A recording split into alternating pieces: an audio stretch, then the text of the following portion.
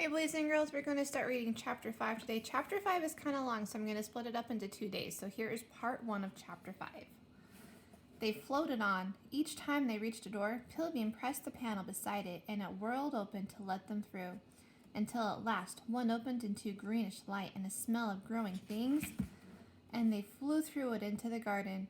Only, it wasn't so much a garden as a forest, a jungle, a huge hall full of trees, the air warm and dense with mist. When the ship set off, there had just been a few saplings planted among the garden's ornamental lawns.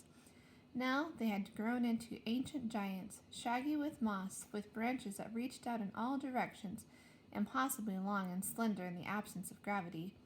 New trees had grown up among them, ivy and lichen drifted in great green clouds above the paths and twined around the few bits of the ship that were still visible. "I don't think it's meant to look like this," said Astra. Pilbeam gave a little robot shrug.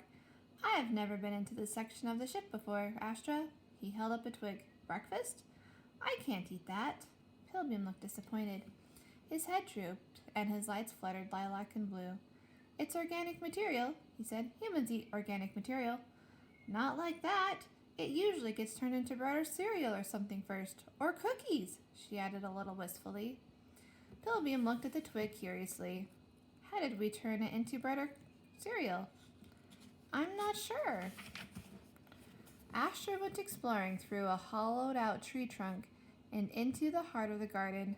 She could almost have been in a great forest back on Earth, except that she was flying between the trees instead of walking.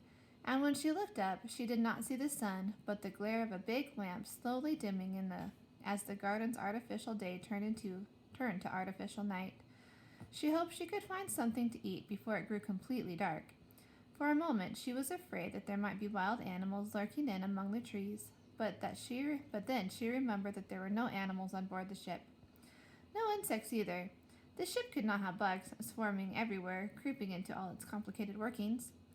These things buzzed like gnats around Astra's head were flying robots, e-bugs, buzzing from flower to flower with cargoes of pollen. Down in the soft layers of leaf mold beneath her, e-beetles would be at work, mechanical munching machines busy breaking down the dead wood and fallen leaves. Astra followed a light of gossamer winged e-bugs and found what she had been hoping for, a fruit tree. It stood in a little glade, its boughs heavy with plump peaches. She picked one and ate it while Pilbeam watched. "Is that enough?" he asked. "For now," said Astra, licking the delicious juices from her fingertips and wiping her chin on her sleeve. "But I just can't live on peaches. They'll upset my tummy. If we can't sort out these cakes and get me back to sleep soon, I'll have to look for something else." "Oh, what was that?" From behind the wall of foliage at the far side of the glade, she heard a noise, a metallic clanging, soft, faraway sounding. There were other noises, faint clatterings and scrapings, a sort of a sigh. "What's behind there?" asked Astra, trying to peer through the thick foliage. Pilbeam said, "That is hibernation section B, Astra." "More pods?" said Astra. "Someone else must have woken up too." She pushed her way through the overgrown garden until she reached a big door, on which a letter B could still be seen beneath the moss. She opened it, hoping that someone who had woken up in there would be grown up, who could tell her what to do. "Hello?" she called into the dim blue shade of a hibernation section, just like the one she'd woken in. Astra peered into the nearest pod. A mother with 2 tiny children lay sleeping there. Astra moved on, looking into a pod after pod. Everyone was asleep. From somewhere beyond the compartment came those noises again, clangs and hammerings, work sounds. And above Astra's head, something slithered.